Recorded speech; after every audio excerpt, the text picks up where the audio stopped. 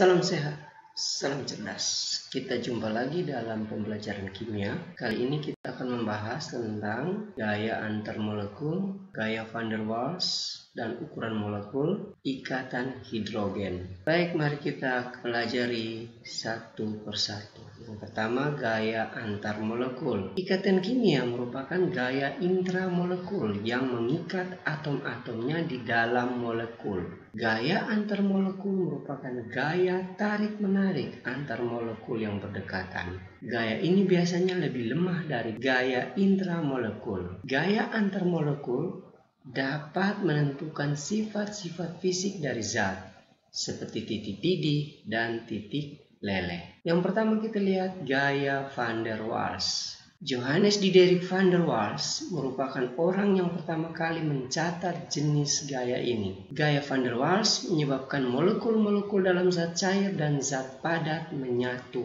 Kita lihat gaya van der Waals yang pertama, gaya dispersi atau gaya London. Ilmuwan Jerman Fritz London berhasil menjelaskan tarikan yang diperlukan untuk mengikat molekul atau atom dalam wujud cair. Kita lihat gambar A dan gambar B.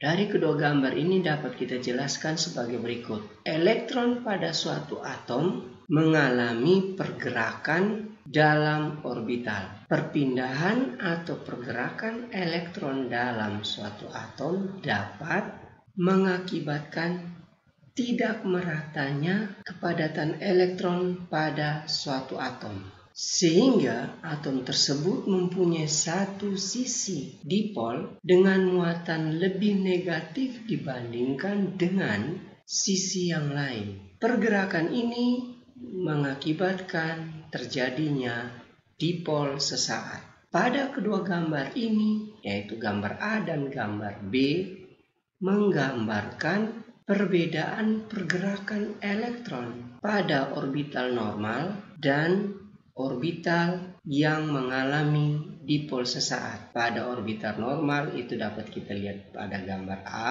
sedangkan orbital yang mengalami dipol sesaat dapat kita lihat pada gambar B. Adanya dipol sesaat menyebabkan molekul yang bersifat nonpolar menjadi bersifat agak polar. Pergerakan elektron yang mengakibatkan dipol sesaat dalam suatu molekul akan bertambah besar apabila molekul tersebut memiliki jumlah elektron yang makin banyak. Pergerakan elektron yang mengakibatkan dipol sesaat dalam suatu molekul disebut polarisabilitas.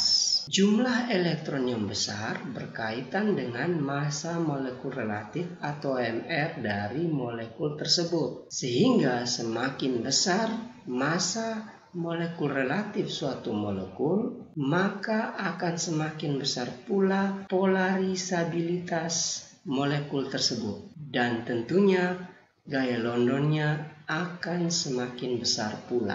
Gaya London atau gaya dispersi dipengaruhi oleh yang pertama, massa molekul relatif atau MR. Seperti sudah dijelaskan tadi, makin besar MR maka makin besar pula gaya London atau gaya dispersinya. Contoh, urutkan kekuatan gaya London dari molekul berikut. H2, AR1, O2, massa atom relatifnya 16, N2, massa atom relatifnya 14, Br2, massa atom relatifnya 80, dan F2 massa atom relatifnya 19. Nah, berdasarkan massa molekul relatifnya, kita lihat gaya London dari hidrogen lebih kecil dari nitrogen, lebih kecil dari O2, lebih kecil dari F2, lebih kecil dari Br2. Karena apa? Karena massa molekul relatif Br2 lebih besar dari massa molekul relatif F2, lebih besar dari massa molekul relatif O2, lebih besar dari massa molekul relatif N2, dan lebih besar dari massa molekul relatif H2. Yang kedua, panjang rantai. Molekul dengan struktur yang panjang mempunyai kemungkinan lebih besar untuk mengalami dipol sesaat atau lebih mudah mengalami polarisabilitas.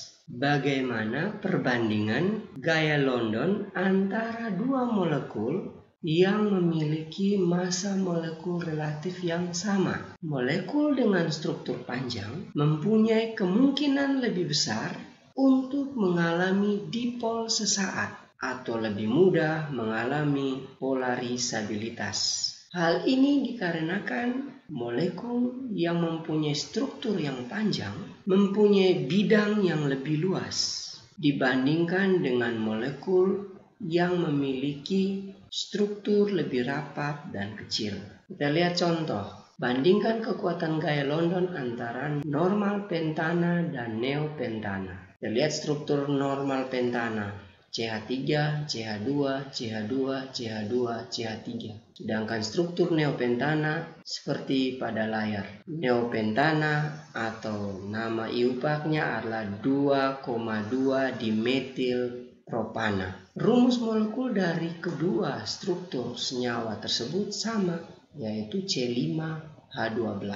Massa molekul relatifnya juga sama, 72 gram per mol. Kekuatan gaya London, kita perhatikan kekuatan gaya London. Ternyata normal pentana mempunyai kekuatan gaya London lebih besar dari neopentana. Mengapa? Karena struktur normal pentana lebih panjang dari struktur neopentana atau 2,2 dimetil propana. Yang berikut kita lihat gaya dipol-dipol. Ada kecenderungan bahwa sesama senyawa kovalen polar bila berdekatan maka kutub positif akan tarik-menarik dengan kutub negatif dari atom lainnya. Gaya tarik-menarik inilah yang disebut dengan gaya dipol-dipol. Contoh, gaya dipol-dipol pada molekul HCl, kita perhatikan antara atom Cl dan atom H dari masing-masing molekul HCl akan tarik-menarik, membentuk kutub positif dan kutub negatif. Pada senyawa polar, selain terdapat gaya dipol-dipol, juga terdapat gaya London. Hal ini yang mengakibatkan perbedaan sifat fisik antar sesama senyawa polar. Contoh, bandingkan titik didih dan titik leleh antara HCl dan HBr. HCl dan HBr bersifat polar, sama-sama memiliki gaya dipol-dipol. Akan tetapi titik didih dan titik lelehnya dipengaruhi oleh gaya London. Massa molekul relatif HCl sama dengan 36,5, sedangkan massa molekul relatif HBr adalah 81. Sehingga titik didih dan titik leleh HBr lebih besar dari HCl. Mengapa? Karena massa molekul relatif HBr lebih besar dari massa molekul relatif HCl. Oke, bisa dipahami. Selanjutnya kita perhatikan tabel perbedaan titik leleh dan titik didih senyawa nonpolar dan senyawa polar. Kita lihat polaran senyawa nonpolar. Molekulnya normal butana, MR-nya 58, titik lelehnya min 138,4 derajat Celcius. Sedangkan titik didihnya min 0,5 derajat Celcius. Pada senyawa polar, contoh molekulnya aseton, MR-nya juga 58, titik lelehnya min 95,4 derajat Celcius. Sedangkan titik didihnya 56,2 derajat Celcius. Inilah perbedaan antara senyawa nonpolar dan senyawa polar. Kerapatan atau jarak antar partikel mempengaruhi gaya antar molekul, sehingga kerapatan dan gaya antar molekul akan mempengaruhi sifat fisik zat. Kerapatan atau jarak antar partikel mempengaruhi kompresibilitas dan difusi. Gaya tarik antar molekul mempengaruhi bentuk, volume, kemampuan untuk mengalir, tegangan permukaan, dan laju penguapan. Yang pertama kita lihat kompresibilitas. Kemampuan suatu zat untuk diturunkan volumenya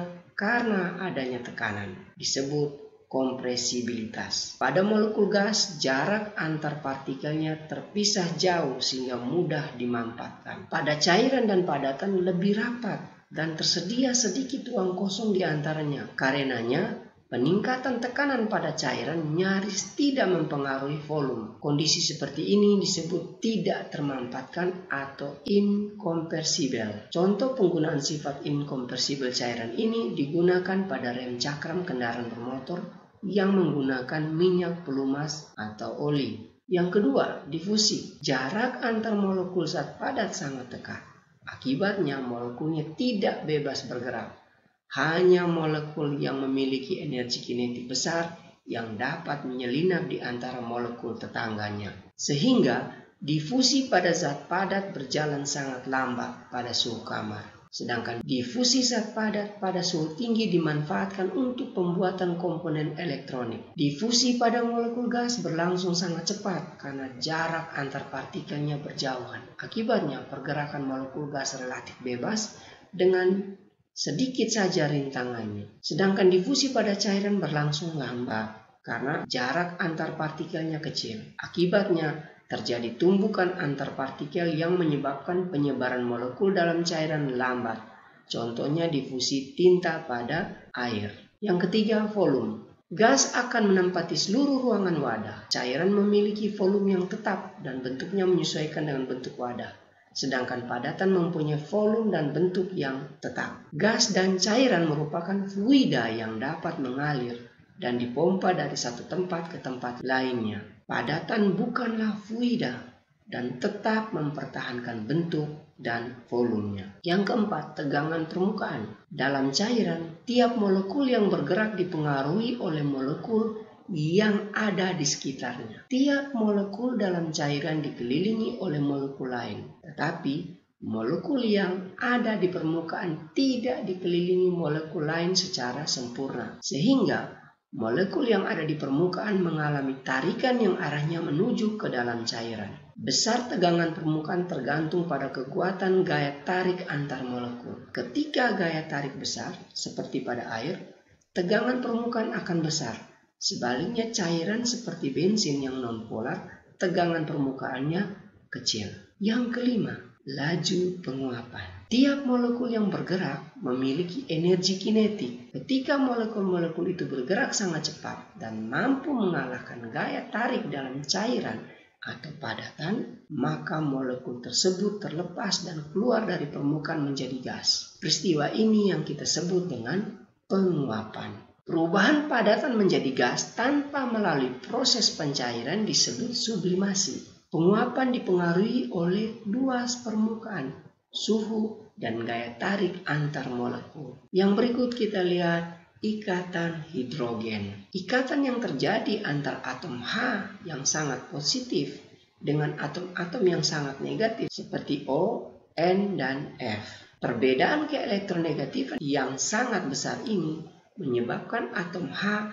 terikat kuat pada atom O, N, dan F. Kita lihat contoh ikatan hidrogen pada molekul air. Perhatikan atom H dari masing-masing molekul air akan berikatan hidrogen dengan atom O pada molekul air lainnya.